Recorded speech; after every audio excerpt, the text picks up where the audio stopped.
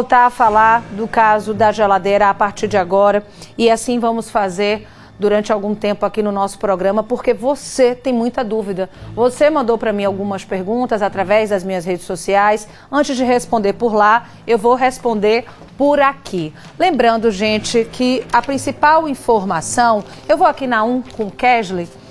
Eu tenho aqui algumas informações para trazer para vocês. O Vinícius Mecenas entrou ao vivo agora, trazendo essa notícia, e eu vou explicar para vocês. A polícia tem 4 dias para concluir o inquérito sobre este caso. Por quê? Quando o suspeito está preso, esse prazo é de 10 dias, como foi na quarta-feira passada, então faltaria aí 4 dias para completar esse prazo.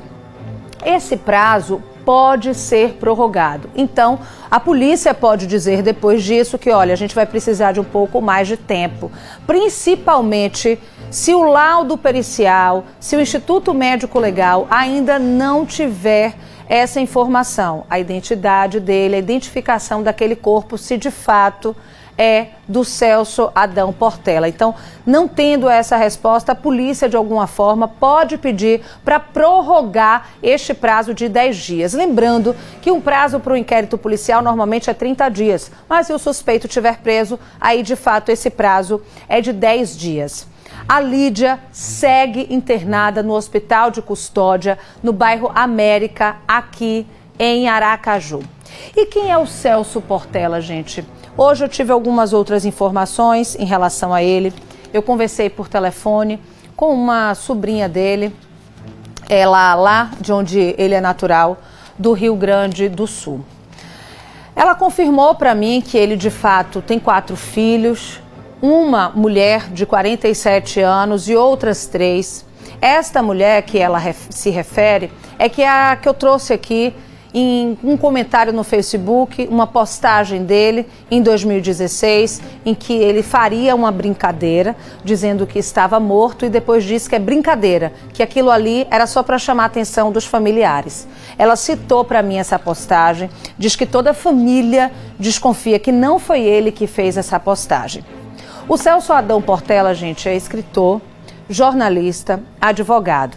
Lá em 2001, ele saiu do Rio Grande do Sul para dar aula no Mato Grosso e depois veio aqui para Aracaju. Ele dava aula no curso de Direito. Lembrando para você que existem 2 versões para essa saída dele para dar aula, simplesmente.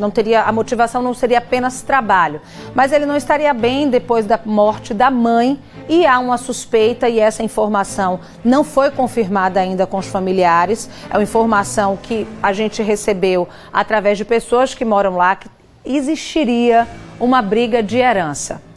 Mas fato é, na prática, nas redes sociais dele, através da nossa investigação aqui na TV Atalaia, de fato, os filhos e os netos dele insistiam muito para que ele enviasse algum contato, para que ele desse notícia, isso desde 2001.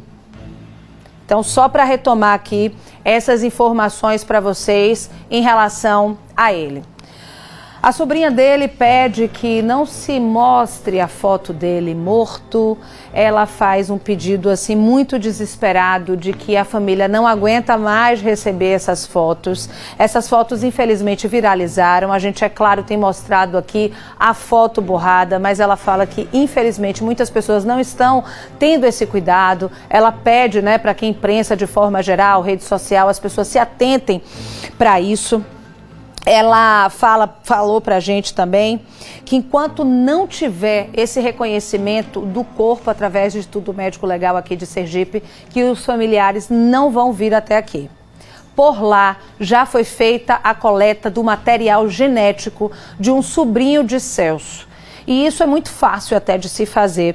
A gente teve a informação de que é através de um cotonete que você coloca no nariz, coloca esse cotonete no saquinho, o Instituto Médico Legal de lá do Rio Grande do Sul, aliado com o daqui, faz esse transporte e tenta de alguma forma aí acelerar essa identificação. Então, gente, já respondendo essa pergunta principal sobre cadê a família do Celso Adão Portela? Essa é a principal resposta. A família não pediu, não denunciou qualquer tipo de desaparecimento à polícia, justamente por isso. Ele não era, de fato, uma pessoa que estava presente, que respondia aos filhos desde quando saiu do Rio Grande do Sul, lá em 2021. Então, por isso que ninguém desconfiou de um desaparecimento ou de morte. Eu, através das minhas redes sociais, fiz uma pergunta. O que é que vocês gostariam de saber sobre esse crime? E aí vocês responderam, eu resolvi trazer aqui para o nosso programa, antes de responder até lá na minha rede social, porque eu achei interessante algumas das perguntas que vocês enviaram. A gente fez uma seleção aqui, o nosso editor de imagens, o Felipe, como é o sobrenome de Felipe que eu já me esqueci? Felipe Barreto, me desculpe, Felipe, ele separou aqui algumas perguntas para a gente. A primeira delas, a recorrente talvez a mais, é quem é o pai da criança.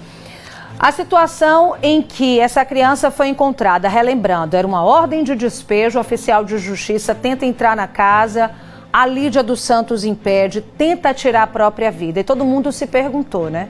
A partir daí, o que aconteceu?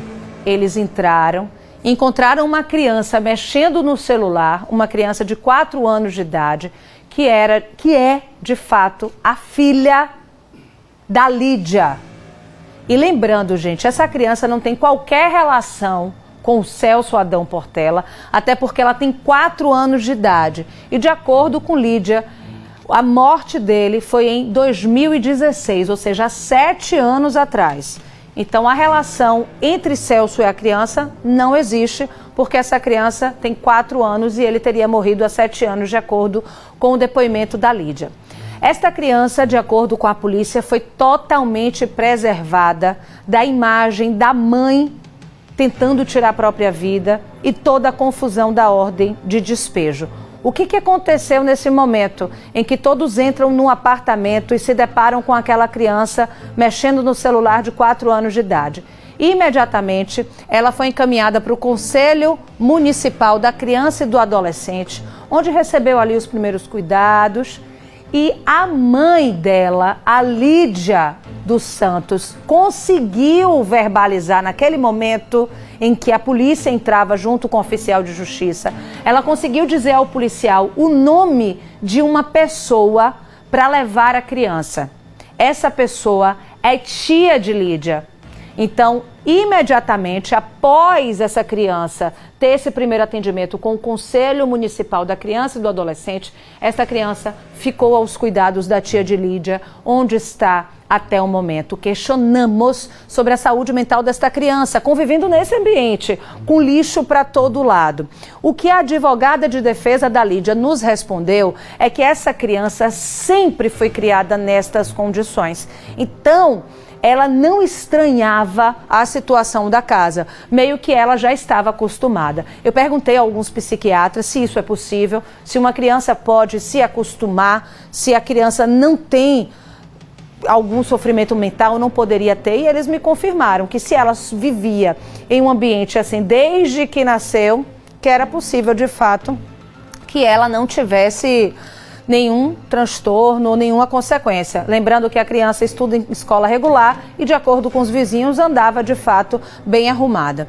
A criança foi encaminhada para algum familiar ou alguma instituição, acabou sendo o que eu acabei de responder. Sim, primeiro para o Conselho Municipal da Criança e do Adolescente, em seguida para a própria tia da Lídia. Vamos para mais uma? Como ela conseguiu dobrar o corpo para colocar em uma mala, se já havia encontrado ele morto? Em depoimento à polícia, a Lídia disse que saiu para trabalhar e ele estava tranquilo, ele estava ainda bem. Quando ela voltou do trabalho, exatamente às 8 horas da noite, ela se deparou com o corpo dele já roxo.